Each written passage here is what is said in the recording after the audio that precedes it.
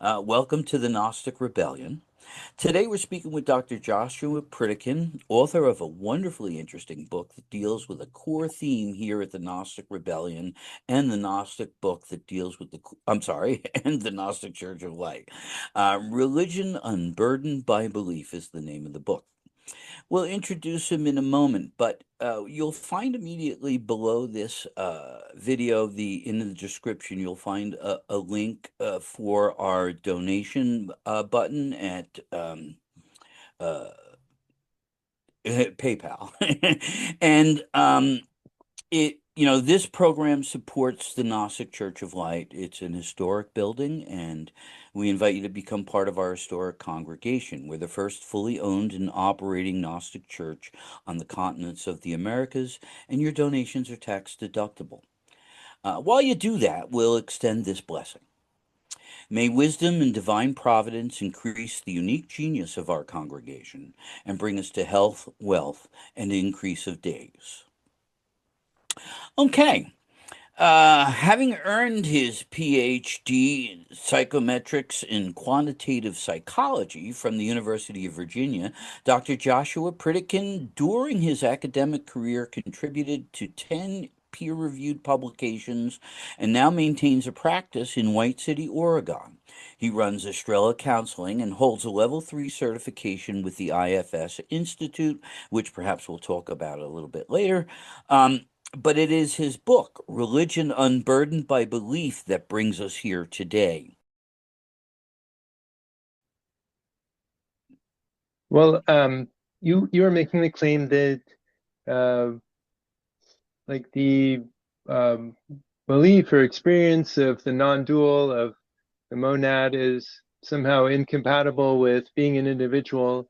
And I was saying, well, like if you have those experiences sequentially, then there's not really any conflict. Like you can Experience what sequentially? like this tacit feeling of being connected with something larger than yourself. I don't think being connected with something larger than myself is being part of the originating monad. Yeah, I mean, I guess they could. I don't know how would you distinguish those experiences?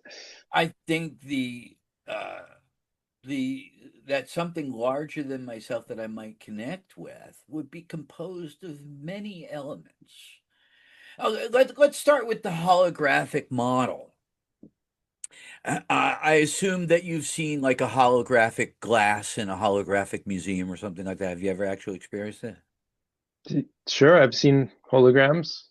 Okay, so in the hologram, every part of the hologram is identical to the whole hologram. Okay.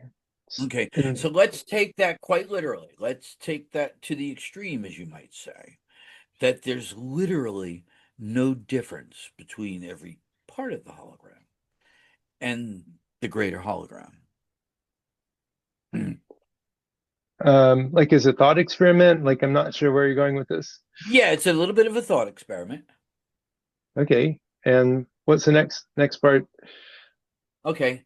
Um, so in that hologram that we are each identical to, we strive for individuation.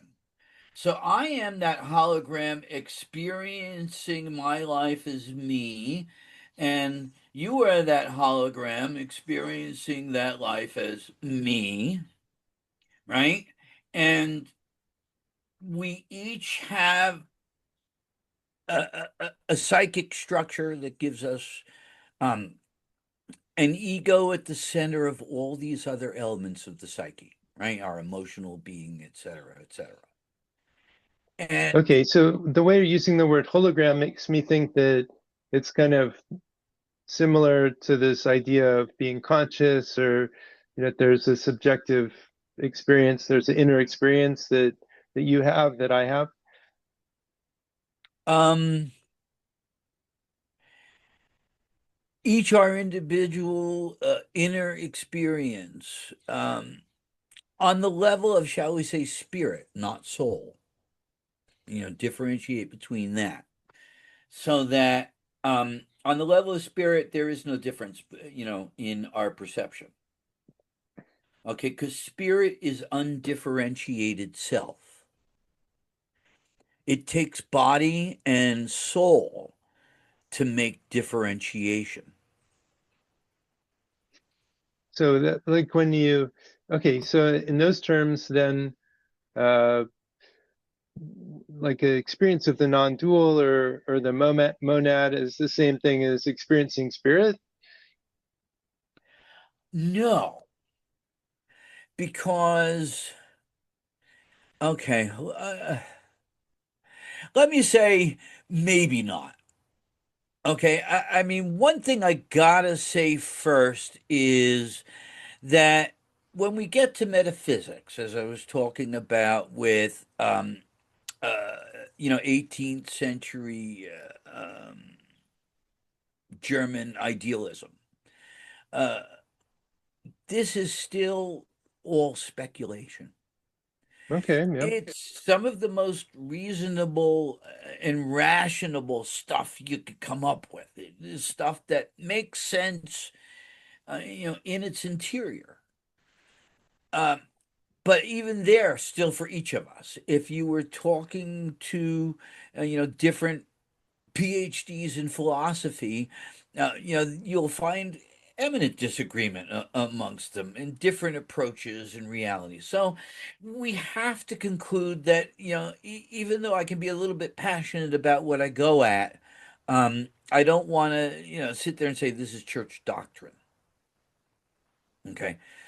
But as a Gnostic, and what I'm preaching is Gnosticism. First of all, from one of our holy books, Liber 65, therein was this virtue that the one became the all. Okay. Um, if, and let's conceive the one as a monad, like, say, my body. If you want my body to become an all, have me swallow a grenade. My body will become the all, right? At least every last cell of my body will become interspersed in a fractal, incorporated into the universal thread around me in one way or Hmm. another, right? Okay, yeah. So this one becomes this ultimate fractal, but each piece is a holographic replica that makes it both a piece and not a piece. Well, It's a okay. What paradox. I feel like you're taking the this analogy of a hologram a bit too seriously. Like when like if you consider, yeah, like all the cells in your body have the same DNA, so it's holographic in a sense, but when when a grenade explodes inside of you, then something important is lost in like it's that Yeah, the the soul is the soul is lost. I mean, when I die, I'll withdraw from this world. yeah, So everything that was Paul Joseph Rovelli will be gone. What yeah, will be left will be my work. Maybe, yeah, if somebody cares to remember it, yeah, right? Other than that, I'll be dead and very dead and gone. Whether or not we don't really experience death and all that other stuff is belongs to lots of religious doctrine. And I'd say I got plenty of ideas on it, but again, they're speculative. sure. It's what you might call speculative masonry, tongue in cheek. Okay. Um, and that adds to the richness of the soul and all life's experience. If you read my book, Scientific Illuminism, where I talk about those mitochondria as living symbiotic beings, eukaryotes and prokaryotes, that originally were the only beings under the ground dealing with the oxygen underground. They finally brought it up above. Okay. Yeah. Yeah. And Yeah. they just simply went into more and more sophisticated structures. They're as dependent on us as we are on them in a perfect symbiotic relationship.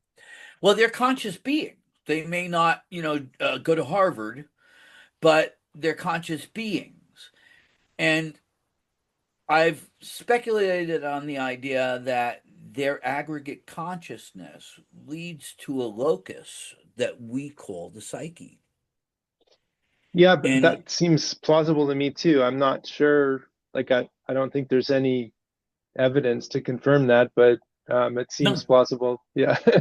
no, Yeah, except it's a for good except speculation. for the reasoning that I built leading up to it, which is Yeah, really yeah. like, almost like a reverse engineering, so to speak. So Right, it's not a developmental logic at all. right. Uh, but it's fascinating to feel this way, that maybe they're the only life after all. But then you consider the actual rock and the dust, and it's all friggin' alive when it really comes down to it. Nothing is not in motion. And life is motion, it's movement, right? The earth is spinning around at X thousand miles per hour while it's in its orbit going X thousand miles per minute, while it's in a solar system that's moving X thousand light years per minute, while it's in a galaxy that's moving another X thousand light years per minute. We're Yeah, fucking flying. yeah. Um, so this amazing concept called life, and I think as we get to investigate it more and more, as we go into the speculations, we get closer and closer to spirit, to the Godhead. Okay. We're not going to go into emanations of spirit. There's no ineffable Godhead that is emanating stuff, whether saviors or eons or pleuromas or anything else. Um, we each are that Godhead, and we're each creating life in every moment. And probably we always have been, in one way, shape, or form. Whether we were once the star that exploded, or, it could be any of those things. Um, and when you get to that, you get a sense of your own divinity and your own sovereignty. When you can finally say it is only through me that you get to the Father, you'll realize that, I'm just talking about me. You got to go through you. And uh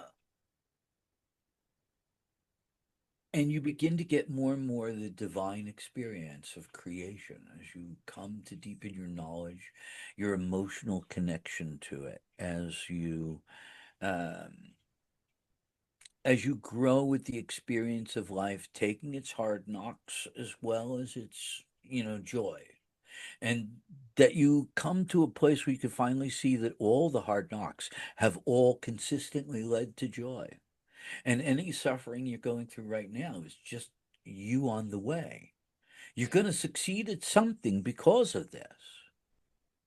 What that experience will take you to, have no frigging idea. There's so many ways to live on this planet,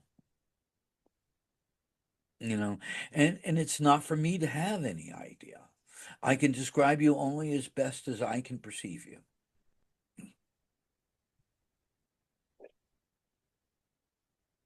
but you are God.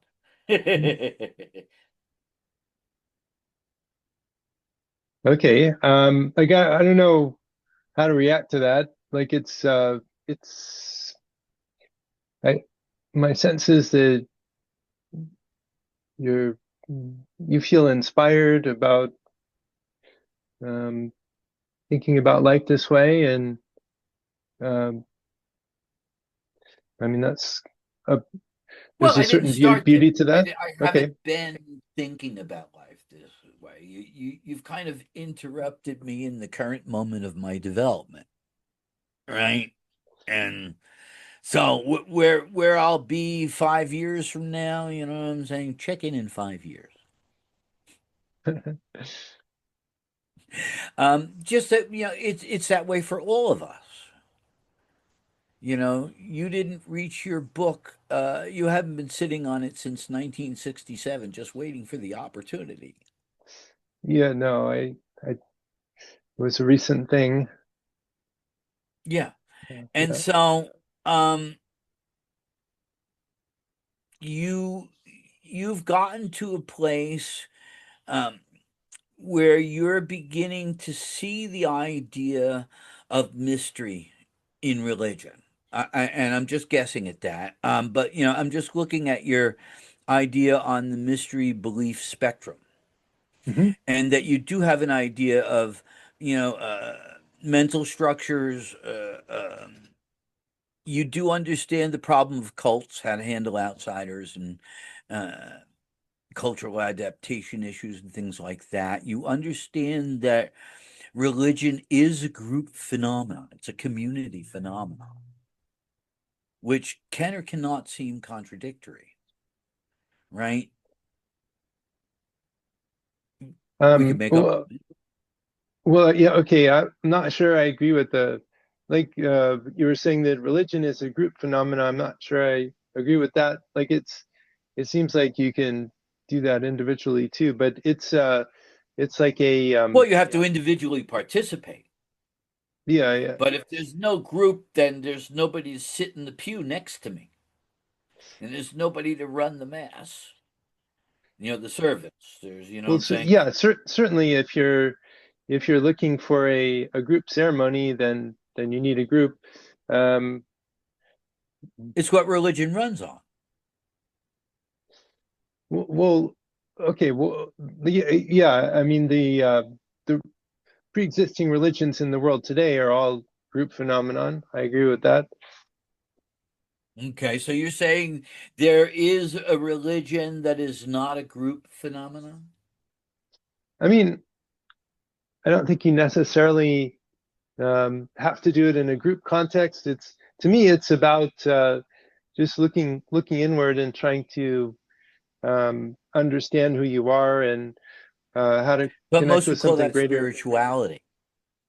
Okay, right. Um,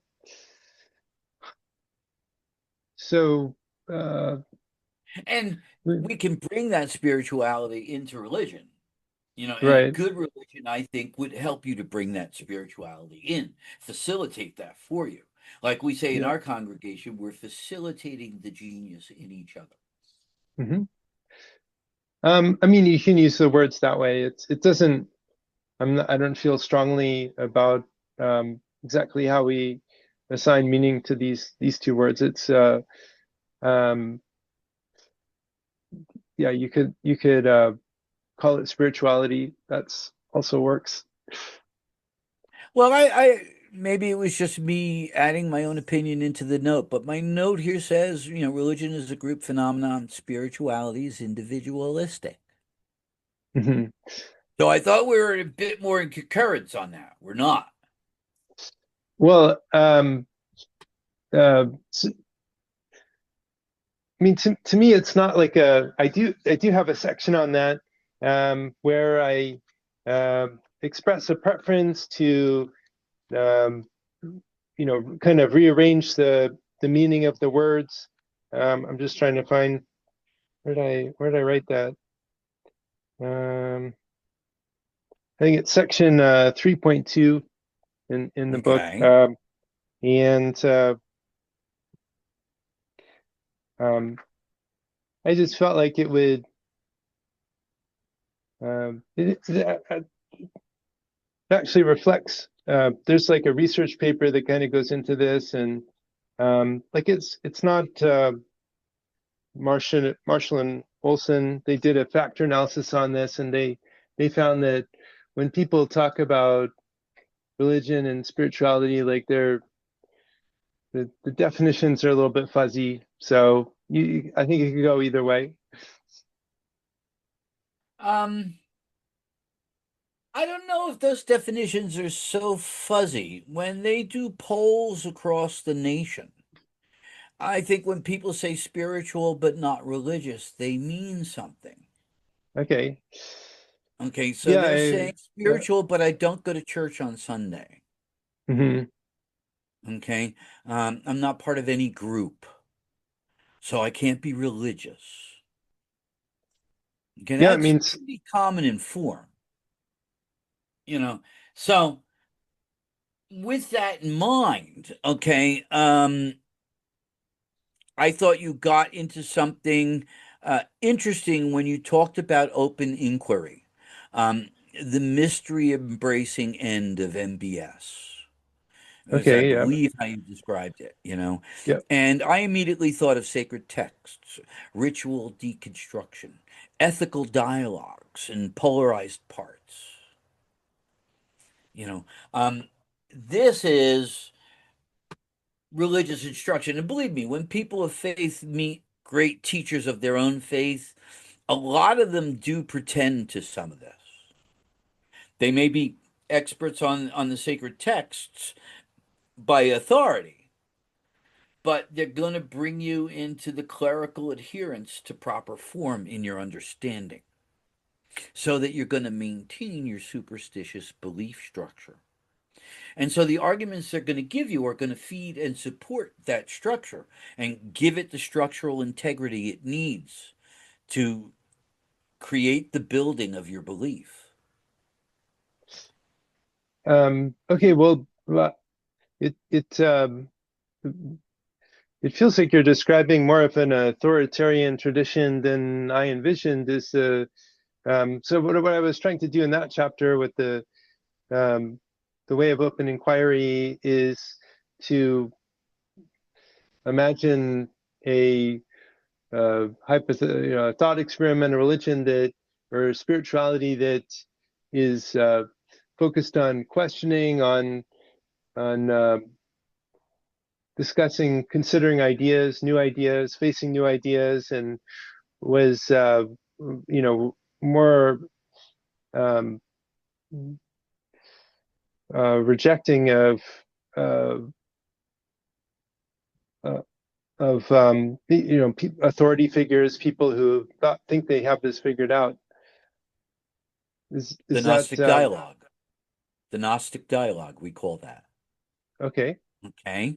Um, in that dialogue, we could take it in many different ways, whether from uh, teacher to student, um, whether a person is having their own internal dialogue, like, say, Jung did with his Red Book, Hmm. whether they're going to contemplate a holy text and interpret it their way, and ruminate it on inside and take a verse a day and let it float inside of you. You Hmm. know, in my spiritual tradition, we memorize chapters of holy books, and we wait for it to flower and come to life inside of us. So Okay. that's part of that Gnostic process that you were asking me about earlier. Hmm. Um, Oh, I see. So that sounds like we're very closely aligned on that idea. Like the way of open inquiry sounds very similar to this Gnostic process that you advocate. yeah, and even the rumination and the diary keeping, that's, psychotherapy 101. Yeah. So we have to get a grip on who and what we are. We have to work out our entanglements. We have to develop the strength to face, our shadow. We have to recognize that the ego we have now needs to be transformed into something uh, perfected, Hmm. and that's creating soul. And we need to create that soul, or we're just zombies walking around, dead amongst the dead. Yeah, this is very stark imagery, but I have some sympathy for it. Like if we're just um kind of following the tracks that everyone else laid down, then we're not showing very much self-leadership. Then you're a zombie. You're living according to what the outer world is telling you to be, Yeah. right? Now, on the other flip side of that coin, there's no way I could possibly judge you. I don't know whether you're one of the awake or one of the sleep. I don't have any special extrasensory perception. Um, but like two intellects can at least recognize the intelligence in each other, right? And so, just the same way, two mechanics can recognize, the mechanical skill immediately, or whether somebody doesn't have it, right? So, um, in that recognition, we have, camaraderie. We build ourselves into constellations of people that want to float around each other, and you develop your friendships and your relationships and your loves and romances and all those kinds of things. Um, and we align that inside of ourselves so that the ego understands the proper portion that each should get. I meet pretty girl on street. I don't try to fuck her on the sidewalk. you know. Um, so we're not dogs, and we develop our contact with the world really pretty much the way Jung says it, synchronistically. The world is a direct reflection of our interior state, and our interior state is a direct reflection of the world. And we'll just take it a step further. If you think that there's something wrong with the world, well, there isn't. It's perfect exactly the way it is. This is the best of all possible worlds.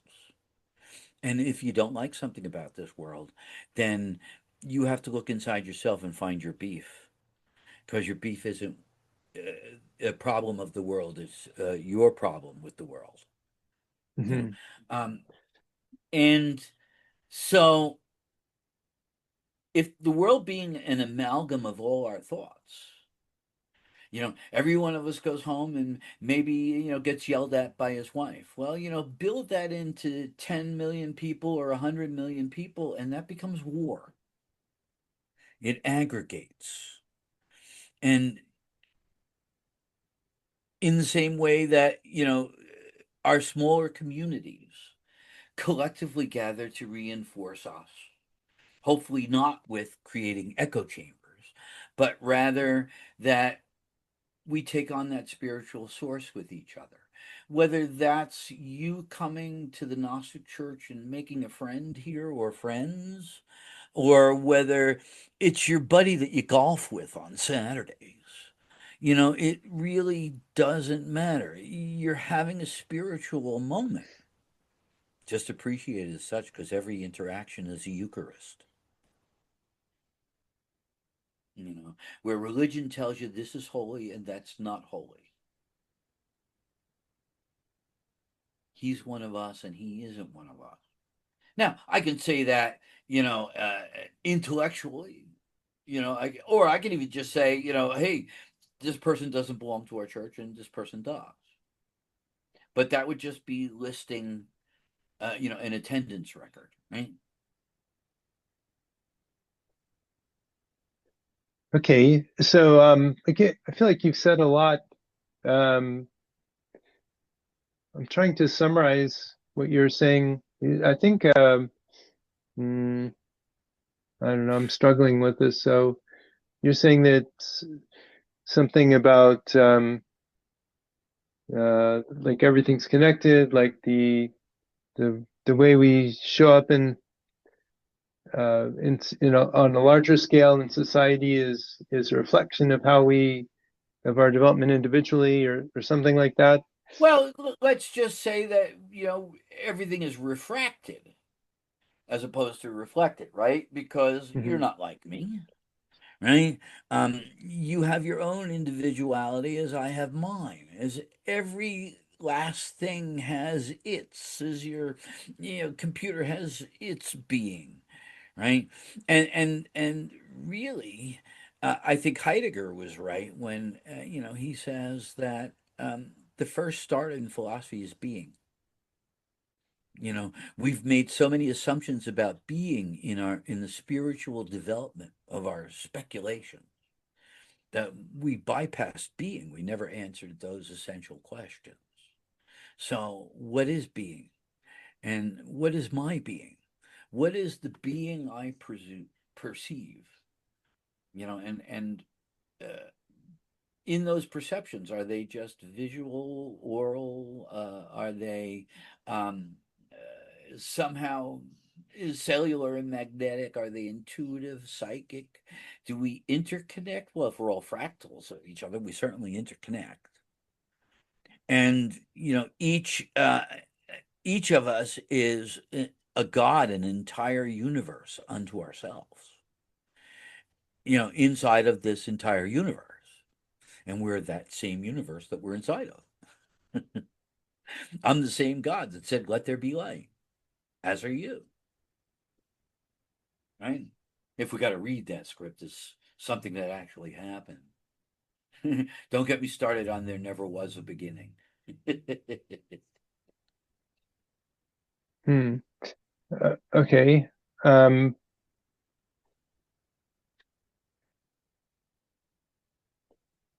I mean, I'm not sure what to say. I don't know how to respond to this, so I'm a bit at a loss here. Well, I do say that the open inquiry, I think, is very rational.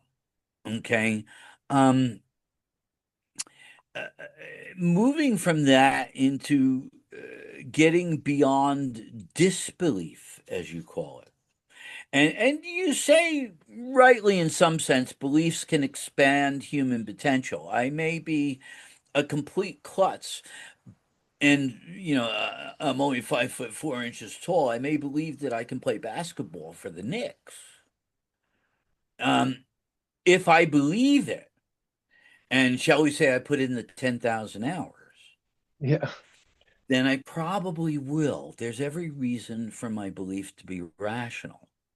If I only have 3 weeks to become a chess master, and I couldn't rank as a beginner, um probably not in enough time. You know what I'm saying? I'm not going to get the 10,000 hours again. So that might be um a belief that limits my potential.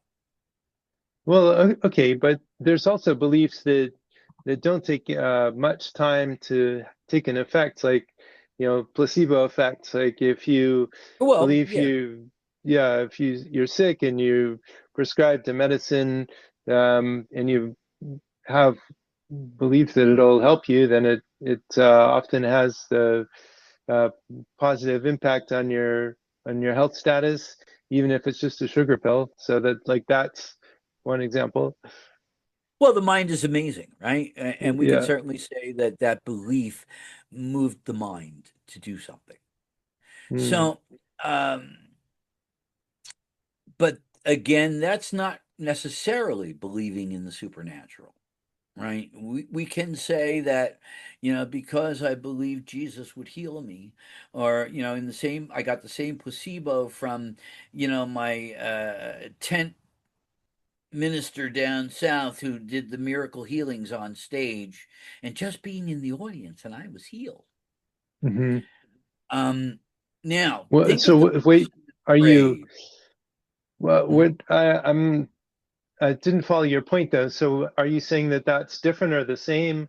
Like believing in the supernatural Well, is, it's a placebo effect, right? It can have a placebo effect when it comes to healing. or like we I can't know really the miracle distinguish that healer, from, and he can cure my ingrown toenail too, right? but it could also like you can't like you're not sure that it's not a miracle. Like you don't really know. Like it could be a miracle. But if I don't really know, what does it matter? Well, right. Like if you're I not mean, sure if it it's a could miracle, then be some God standing up there that cares about me more than his plan for humanity. And so he's going to let me get away with this one. He'll make an exception for me, right? anything is possible. So that's kind of what the Uh, chapter is about, is like beyond disbelief. So I entertain lots of uh, uh, accounts that are um, unlikely, but we can't prove that they're, they're not true. So that's kind of Well, the so you want chapters. to establish this realm of porosity, right? That somewhere between belief and disbelief. That captures my imagination, and I'll tell you why in a moment. But Oh, explain that. okay. Okay, well, porosity is uh, a belief that we can feel the presence of a spiritual world somehow, and I'm curious to hear how that shows up for you, or how do you, yeah. Well, uh, in college, I got to attend this little impromptu play, and it was a couple that was kind of traveling around different places. And when they stopped at our place, they did this little play of uh, Martin. You know his name so well. I'll think of it in a second. Martin Bohm. Okay. Um, in any event, what they talked about was entertainment as a word that means to hold between. When we see certain um, video images and movies that have come by where you see the idea that something, well, it could have been that. You Hmm. know what I'm saying? Even even I think of Miracle on 32nd Street, right? It could have been Santa Claus, Yeah, right? yeah, right. Um, so holding in between is a place where we find spirit because between belief and disbelief, um, there may be a place to go, and that's why this is where my mind opens up. Whereas I starkly draw the line with disbelief. You might get me to a place between belief and disbelief, but you won't get me to belief. Okay, because um I'm back in the superstitious territory Yeah, of the yeah, because Gnostic. there's no evidence. We don't Yes. have any strong evidence, so like a strong belief is not justified. That's what Now, you're just saying that. yeah, now my evidence is purely subjective. I cannot Right. objectively prove to you that I have any contact with the divine. Okay. We do have a way of showing that indirectly through the production of prophetic writing. But that has to be strictly Kabbalistically analyzed and all that kind of stuff, right? Um, and that's the nature of revealed religion. That's where the ancient Gnostics were, where the modern Gnostics come from. Different sets of prophetic writings, but prophetic writing, nevertheless. So Mm. that visionaryism, the ancient shamanism, that all plays into it, right? Um, and again, it's the Kabbalistic analysis that begins to make that objective, but really, the Kabbalistic analysis itself is terribly subjective. Hmm. So we play with paradoxes between belief and disbelief, which are the paradox. How do we get from that paradox to the um, to the transcendental point? Using the Hegelian dialectic, right? Um, and it was Hegel that said spirituality can be a science, and here's how I lay this out. And I thought he did a terribly good job, even though some people virulently disagree with them. Fuck philosophers. um, so if we consider belief and disbelief, could we also consider, in relation to that, the effectiveness of mythos, mythology, archetypes, symbols, synchronicity? Well, you touched on a bunch of different things. So, like in terms of archetypes, that seems more like a um, kind of something more in the domain of psychology, where you're thinking of certain roles that we keep seeing in like many different people take on similar roles, like a mother or father, that kind of thing. Um, Mythology, you also mentioned, um, I mean, mythology could be part of a cosmology or um, I don't know maybe you could fill Well, in I some of the mean, details. so some people take on roles with archetypes.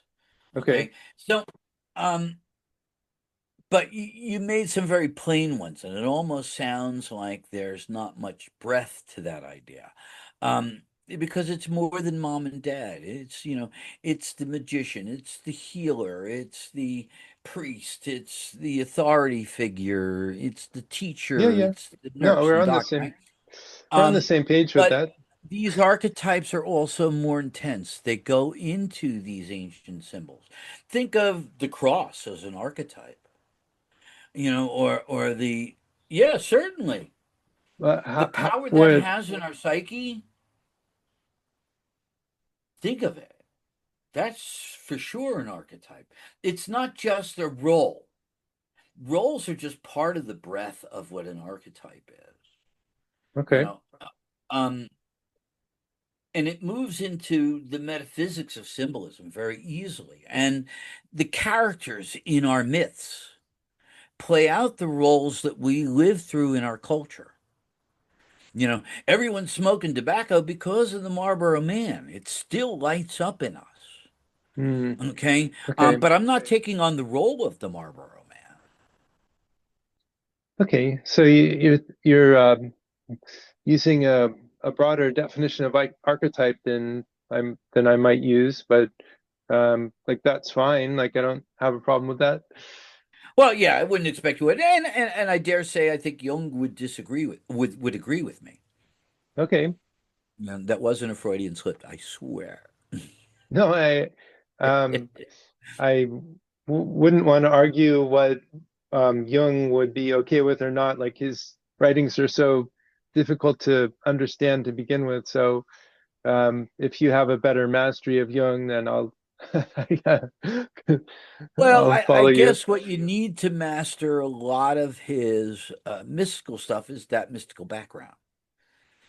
Where I think his purely scientific material, his psychology in itself, I think he just adds more to the subconscious.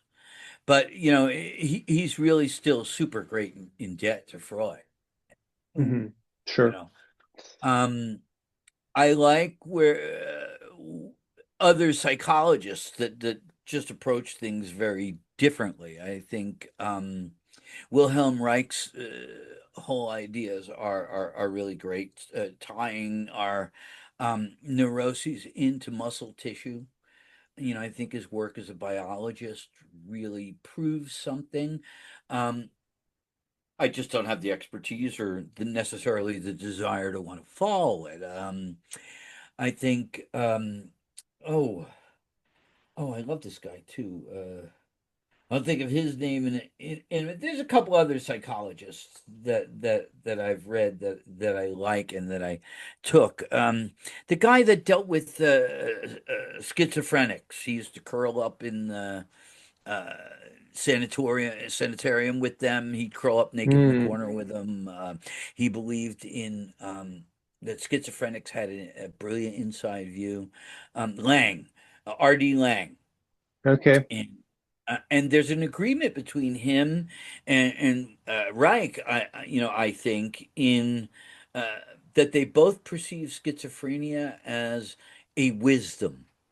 You know, um, Lang wanted us to build, special housing for them so that they can live out their schizophrenia as they see fit. Mm, And uh, Reich said that schizophrenics and extreme neurotics often have a sense of reality that normal people, quote unquote, can't perceive. well, And yeah, that's a good characteristic of the diagnosis, I guess. Well, a sense of what is objectively real. When I say that, the shared reality that we have, maybe objectively is too strong a word. Um, and so, uh, you know, all fascinating stuff. And